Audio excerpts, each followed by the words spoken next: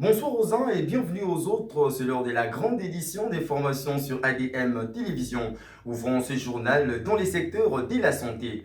La première ministre de la République démocratique du Congo, Judith Suminwa Tuluka, a présidé ce jeudi 26 février à Kinshasa la signature d'un mémorandum d'attente entre la RDC et les États-Unis visant le renforcement du système de la santé congolais avec le financement d'1 milliard de dollars. Les détails de cet élément avec Élisée Ngala. La première ministre chef du gouvernement, Judith Suminwa Tuluka, a présidé la signature d'un mémorandum d'entente sur la coopération sanitaire entre la RDC et les États-Unis. Avec un financement total de 1,2 milliard de dollars, l'objectif est de garantir une couverture santé universelle et de renforcer le système de santé en République démocratique du Congo. Cet accord, doté de 1,2 milliard de dollars américains, dont 900 millions seront fournis par les États-Unis et 300 millions mobilisés par la RDC, reflète l'engagement de deux pays à soutenir durablement le système de santé congolais.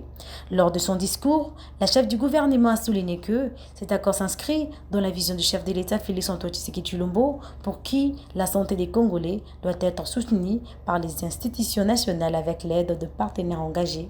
Le but a affirmé de progresser vers une couverture santé universelle et de mettre en place un système de santé robuste, accessible et financièrement fiable pour l'ensemble de la population. Le ministre de la Santé publique, Hygiène et Prévention sociale, Roger Mbaka, a précisé que cet accord vise à lutter contre le VIH-Sida, la tuberculose et le paludisme, à améliorer la santé maternelle et infantile, à éradiquer la poliomyélite, à renforcer la surveillance épidémiologique, à former le personnel soignant et à se préparer aux urgences sanitaires. À travers cet accord stratégique, le gouvernement souminois réaffirme sa volonté de renforcer la souveraineté sanitaire du pays conformément au 4e pilier du pacte 2024-2028 relatif à l'accès aux soins de qualité pour tous.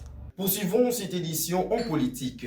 En mission en Ituri, le président de l'Assemblée nationale, Aimé Boji, a visité le chantier de modernisation à l'aéroport de Bunia. Il a par ailleurs salué l'avancement remarquable des travaux dont la piste d'atterrissage est presque achevée. Images et commentaires.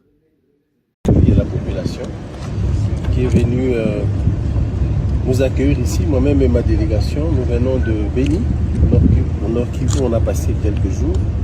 Et comme vous l'avez si bien dit, je suis agréablement surpris d'avoir... c'est pas la première fois que j'arrive ici à Bunia, mais cette fois-ci, j'ai atterri sur une piste exceptionnellement bien faite. Je n'ai pas senti la différence avec des pistes d'autres pays développés ou des pays asiatiques. Donc le travail sur la piste a été très bien fait parce que tout le monde à l'avion a réagi de la même façon que moi. Donc je voudrais féliciter l'entreprise qui a fait un travail de qualité. L'ingénieur vient de nous l'expliquer ici. Les standards, les normes internationales ont été respectés. Et féliciter l'autorité provinciale pour l'encadrement, l'accompagnement, évidemment l'autorité nationale aussi, pour l'accompagnement dans la modernisation de cet aéroport est d'une importance capitale pour notre pays. Nous allons poursuivre la visite vers l'aérogare et la tour de contrôle, mais je n'ai pas de crainte. Déjà, la première impression elle est très bonne, puisque là où le travail est bien fait, on les sent dès le départ, on le voit. Un signal déjà parmi beaucoup d'autres du développement dans cette province sous état de siège. Qu'est-ce que ça signifie pour vous d'atterrir dans une province sous état de siège qui est à même pas en train de se développer? Ça reflète l'optimisme qui est le nôtre, l'optimisme du chef de l'État qui tient à démontrer que malgré les difficultés, l'agression, les difficultés d'insécurité qui sont par ailleurs causées par d'autres pays, qui ne sont pas le fait de nous-mêmes les Congolais, nous sommes à mesure de concilier les deux.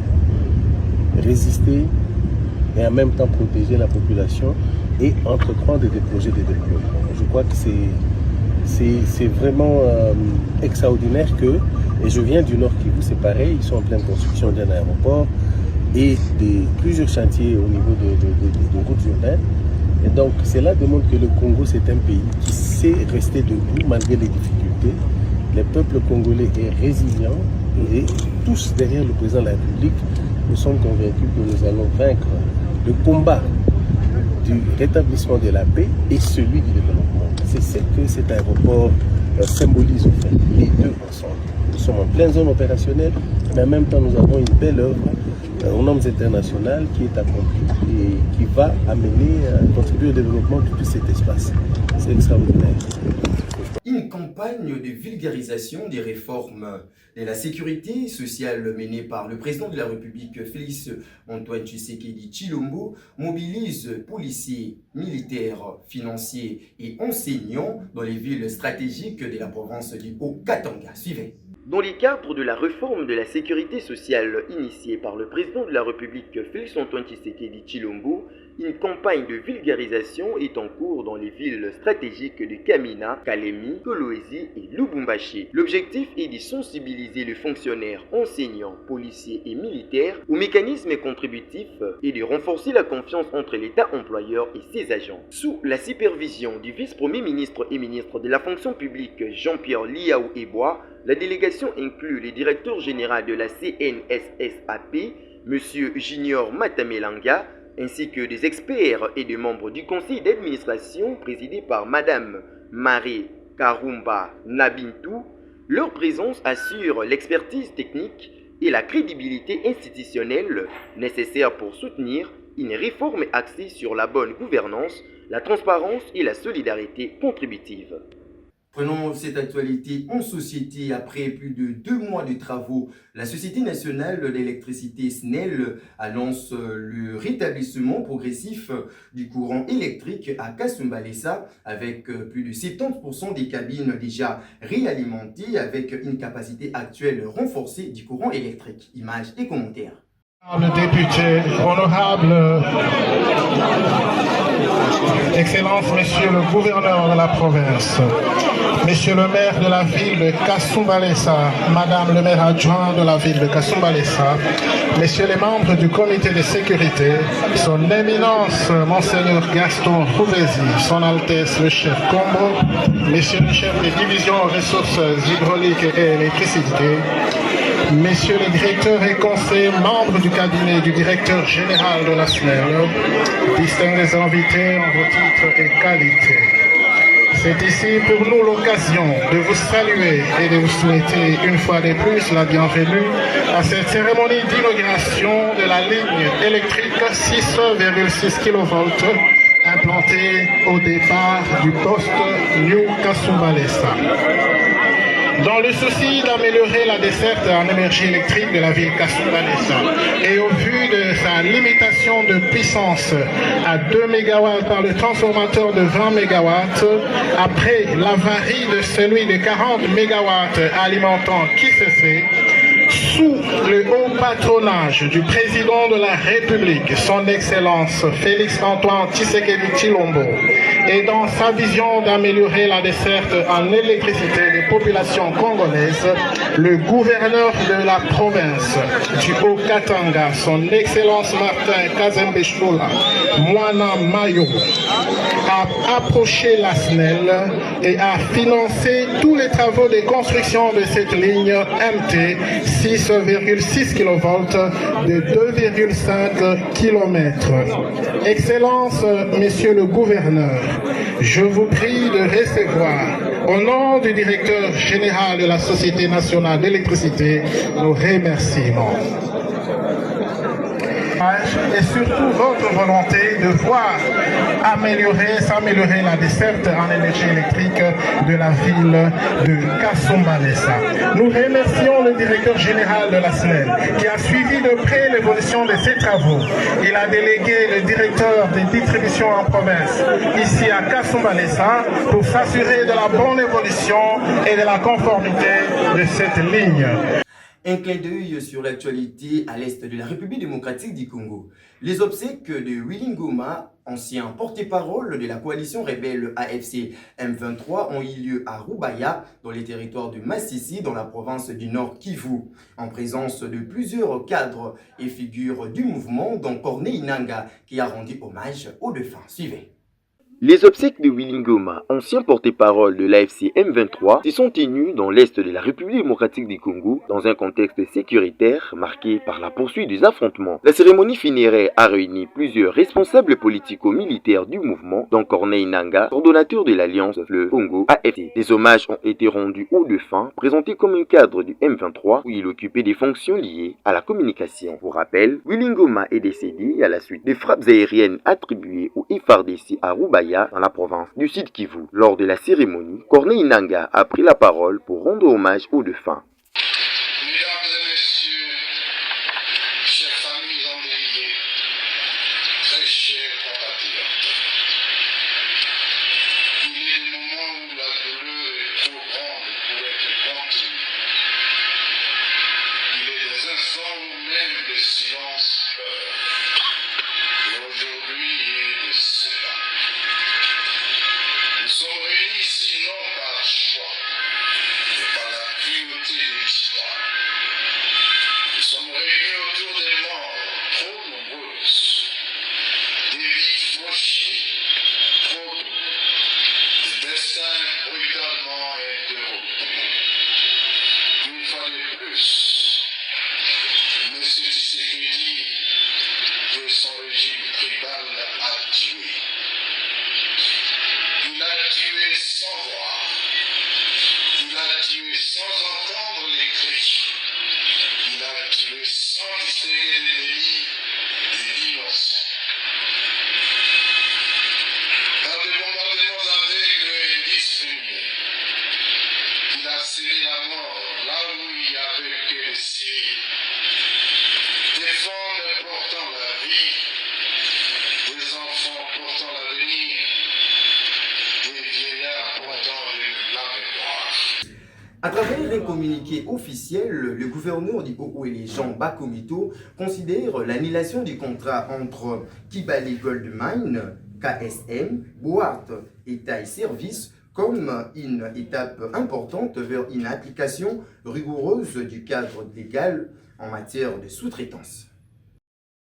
Le gouvernement provincial du Haut-Ouélé informe l'opinion publique nationale et provinciale qu'il a suivi avec attention soutenue la décision de l'autorité de régulation de la sous-traitance dans le secteur privé, ARSP, portant annulation de certains contrats de sous-traitance irrégulièrement conclus entre la société minière Kibali Gold Mine et des entreprises étrangères, notamment KMS, Broer, Longyard, ainsi que la centrale Taille Service, identifiée comme structure ayant indûment bénéficié de marchés légalement réservés aux entreprises congolaises éligibles. Cette décision s'inscrit dans le strict respect de la loi numéro 17/0001 du 8 février 2017 fixant les règles applicables à la sous-traitance dans le secteur privé et participe à l'assainissement progressif de l'environnement économique national, attaché à la promotion d'un développement local structuré et durable, notamment dans la cité minière de Durba, territoire de Ouatsa, pôle économique et stratégique du nord-est de la République démocratique du Congo. Le gouvernement provincial rappelle que la sous-traitance constitue un levier essentiel de création d'emplois, de transfert de compétences et de consolidation du tissu entrepreneurial national. Cette orientation s'inscrit pleinement dans la vision de son Excellence Monsieur le Président de la République, Félix-Antoine Tshisekedi Tshilombo, telle que mise en œuvre par le gouvernement de la République et conduit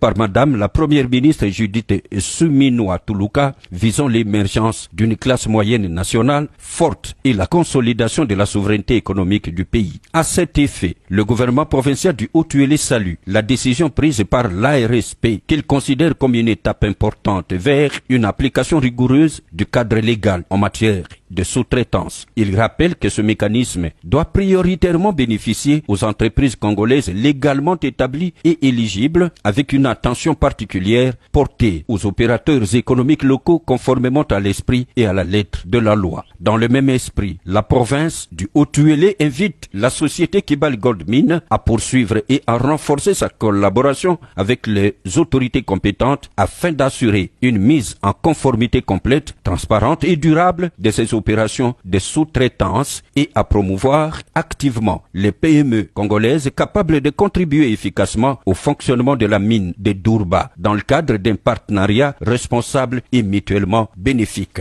Le gouvernement provincial du Haut-Uélé réaffirme son engagement constant à défendre les intérêts économiques de la province, à soutenir les entrepreneurs locaux et à accompagner toutes les initiatives favorisant l'emploi des jeunes, la création de valeur et un développement inclusif, stable et harmonieux de la province, suivant la vision de son Excellence Monsieur le Président de la République, Félix-Antoine Tshisekedi Tshilombo. C'est signé à Isiro le 23 février 2026, honorable Jean-Bakomito Gambou.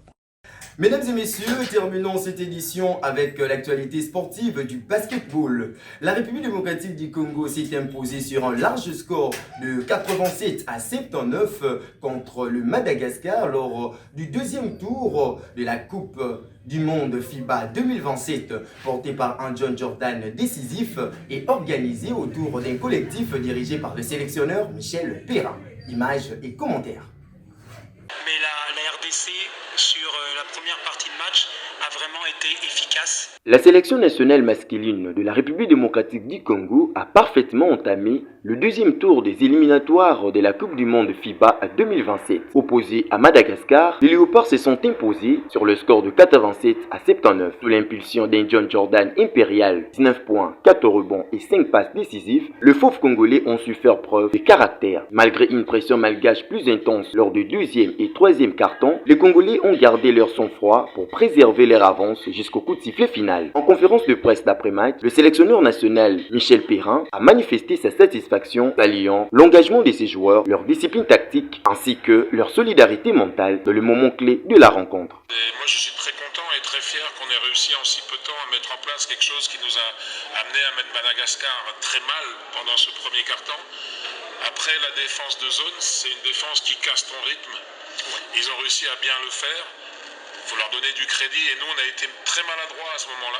Alors qu'on était sur le premier carton à droit, à 3 points, tous les joueurs marquaient de tous les côtés.